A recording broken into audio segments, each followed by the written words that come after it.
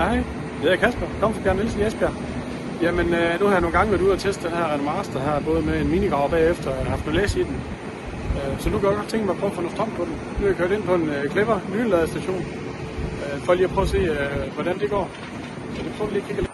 Jamen, så har jeg koblet bilen til her, så stikker de ladeudtaget i højre forskærm her. Og prøv lige at se, hvor hurtigt den lader her. Så skal vi lige have noget på aktive stationer her. Jamen, vi har lavet 127-128 kW, står den lige og veksler imellem nu her. Så det går lynhurtigt. Det er første gang, jeg prøver en lynlader på den her.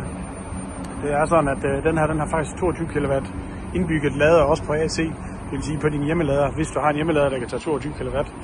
Det har vi hjemme på firmaet. Det vil sige, når jeg lander der, hvis jeg lander med 0% strøm, så går det kun 4 timer, så er den ladet helt op, også på hjemmeladeren. Så har du mulighed for at lave en 22 kW lader, så kan du lynhurtigt få noget strøm på den. Hvis du tænker dig at høre noget mere om, så giv mig lige et kald 30 78 30 05. Så kan vi lige tage en snak om det. Det kan også være, at det er noget helt andet, du skal bruge. Det ikke skal være en elektrisk varevogn. Vi har selvfølgelig også stadigvæk diesel. Vi har mindre, vi har større. Så giv mig endelig et kald. Giv mig meget gerne et like inde på opslaget her. Så er noget, du synes, man kan bruge til noget. Så giv mig endelig et kald. Hej, god dag.